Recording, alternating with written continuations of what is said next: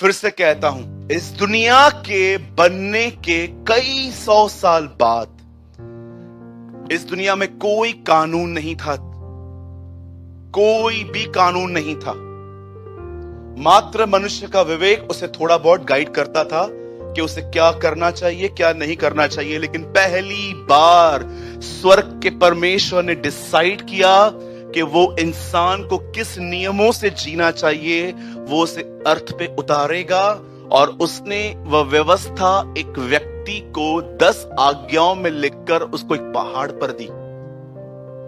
और जब मोसेस अपने हाथ में 2 पत्थर की पट्टियां, टैबलेट्स लेके नीचे उतरा, तो जानते वहां क्या था? एक पट्टी पे 6 और दूसरी पे 4 आज्ञाएं लिखी थी।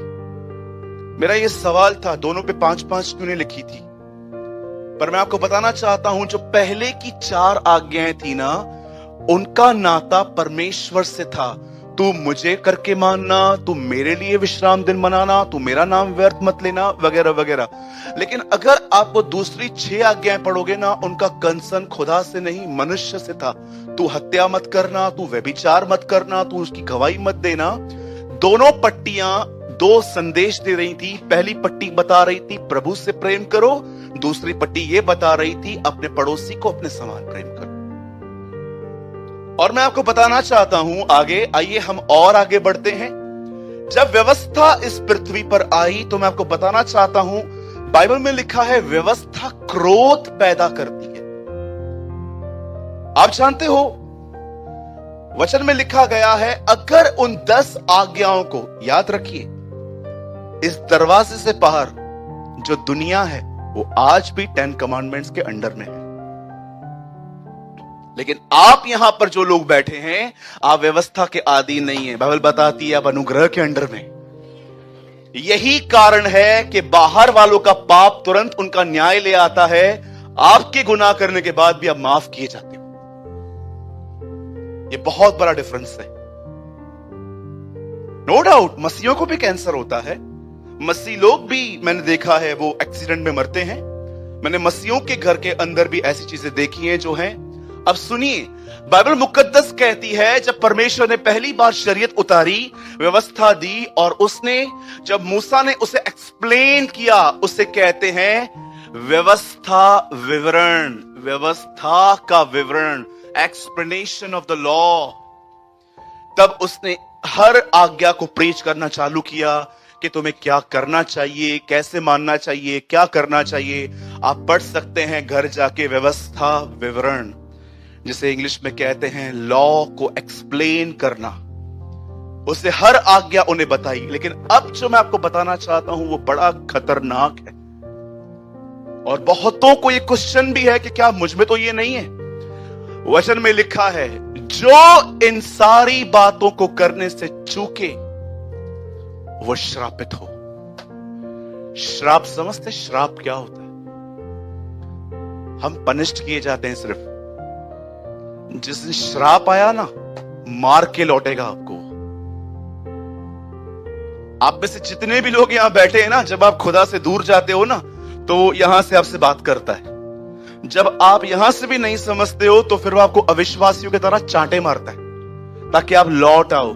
और अगर उसके बाद भी आप नहीं समझते हो ना, तब जानते हो क्या करता है? तब वो आपको पनिश करता है। ये बात कुरिन्थियों में लिखी है, प्रभु हमें दंड दे के सावधान करता है, कहीं हम संसार में दोषी न ठहरे।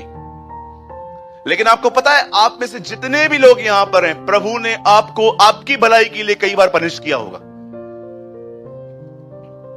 श्राप, मैं आपको बताना चाहता हूं श्राप होता क्या है। मेरा बिल्कुल मन नहीं था, पर मुझे लगा कि आप में से कुछ लोग परमेश्वर की दया को समझ पाएं, इसलिए मैं उसकी कठोरता को भी बता रहा हूं थोड़ा बहुत। आप जानते हो श्राप क्या होता है? अगर एक बार परमेश्वर ने किसी को श्राप दे दिया, वो श्राप उस आदमी को मार के ही लौटेगा। आपका कोई काम वो सफल होने नहीं देगा। लिखा है बाइबल के अंदर, मैं तुम्हारे लिए जमीन पीतल की और आसमान लोहे का कर दूंगा। अब मुझे बताइए, आपको सोने के लिए गद्दा चाहिए, कौन लोहे पे सो सकता है? कौन पीतल पे सो सकता है? इसका मतलब स्लीपलेस नाइट्स। ये बाइबल का एक श्राप है। लिखा है मैं तुम्हारे हृदय को कपकपाऊंगा। आप देखिए आज हृदय में कितनी बीमारियां हैं। उसके बाद ऐसा लिखा है एक जगह पे, तुम बिकने के लिए तैयार हो जाओगे, तुम्हें लेने वाला कोई नहीं होगा। मैं आप में से हर एक को कहना चाहता हूं, सुनिए, आप सिर्फ पनिश किए गए हैं थोड़े बहुत, और वो भी आपके भलाई के लिए। इवन परमेश्वर ने पनिश करके भी वो खुद रोया है आपको। योना की किताब में लिखा है वह दुख देके भी पछताता है। वो आपको देखता है कि आप यहां वहां हो रहे हो, अब में सोचता है ए प्रचारक बात कर भाई, समझा इसको। उसके बाद प्रचारक बोलता है नहीं समझता है, अरे अविश्वासी तू से समझा, कहां जा रहा है ये। फिर वो समझाते हैं। बाद में प्रभु जब देखता है ये तो नाश हो जाएगा, कुछ तो करना पड़ेगा। अरे किधर जा रहा है तू, किधर जा रहा है? फिर वो अपनी टेरिटरी से बाहर आता है उस भेड़ के लिए, और फिर आएगा ना टांग तोड़ेगा। लेकिन इतना दयालु है कि भेड़ की टांग तोड़ने के बाद उसे अपने शोल्डर पे बिठाता है, अपने स्ट्रॉन्गेस्ट पार्ट पे। यहां पर आपको पता है आपके लाइफ में, आपके बॉडी में सबसे स्ट्रॉन्ग हिस्सा आपके शोल्डर से, वो आपको यहां बैठाता है। सुनिए, ये सारे जो श्राप हैं जो एक अनाज्ञाकारिता के जीवन के ऊपर आते हैं। अब सोचो, बाइबल बताती है मूसा ने उन्हें कहा ये सारे आशीष वचन है। सुनिए आशीष वचन क्या क्या थे। पहली चीज, अगर तू मेरी आज्ञाओं को माने तो तू पृथ्वी पे सारी जातियों में धन्य होगा। दूसरा, तुम्हारी औरतों के बच्चे कभी नहीं गिरेंगे। ये आपको पता है ओल्ड टेस्टमेंट की ब्लेसिंग है। तीसरा, अगर तुम मेरी आज्ञाओं को मानो, मैं तुमसे कहता हूं तुम्हारी टोकरियां सदैव भरी रहेंगी। लिखा है धन्य होगा तू आते और जाते समय, तुम्हारी यात्राओं को वो ब्लेस करेगा। उसके बाद लिखा गया है धन्य है तेरी कठौती, सेविंग्स, तेरी सेविंग्स को जो तूने इकट्ठी की है उसको भी वो ब्लेस करेगा। परमेश्वर ने कहा था आज्ञा को मानो तो ये सब कुछ मिलेगा। उसके बाद प्रभु कहता है अगर न मानो तो ये सारे श्राप न चाहो तो भी आ पड़ेगी। अब बताइए, परमेश्वर ने जब यीशु इस अर्थ पे आया, तो मैं आपको बताना चाहता हूं उस टाइम पे भी यही लॉ था, उस टाइम पे भी यही कानून था। मैंने कहा ना कुछ लोग नहीं समझ पाएंगे चीजों को, पर मैं चाहता हूं मैं बहुत सरल तरीके से आपको बता रहा हूं। अब यीशु इस पृथ्वी पर आया तो उसने क्या देखा? कोई भी व्यक्ति नहीं है जिसने इन 10 आज्ञाओं को माना है। सबके ऊपर श्राप है, सबके ऊपर कर्स है। इसीलिए पौल एक वचन में कहता है कोई धर्मी नहीं है, एक भी नहीं, नॉट अ वन।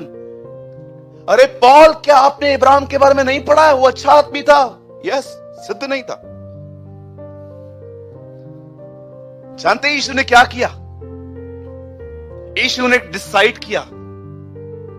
आप जानते हो व्यवस्था को बनाने वाला व्यवस्था को बदल भी सकता है। ऐसा लिखा गया है बाइबल के अंदर कि जब मूसा ऊपर गया और पट्टियां लेके आया, तब वो इंट्रोड्यूस ऐसे करता है पट्टियों को, ये खुदा के उंगलियों से लिखी हुई 10 आज्ञाएं हैं। और मैंने नए नियम में देखा यीशु झुक के उंगली से कुछ लिख रहा था। Wow, amazing.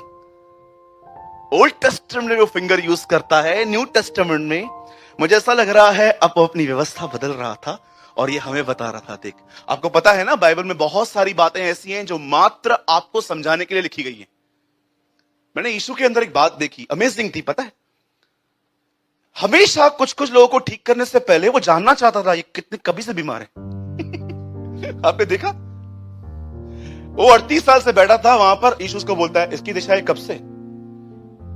प्रभु 38। ओके, एक और व्यक्ति था जो बचपन से अंधा था, याद है ना? उसके माँ बाप को आराधना में बुलाया गया था। यीशु उसको बोलता है इसकी हालत कब से है? बचपन से ऐसा है। फरीसी पूछते हैं उससे तू ठीक कैसे हुआ?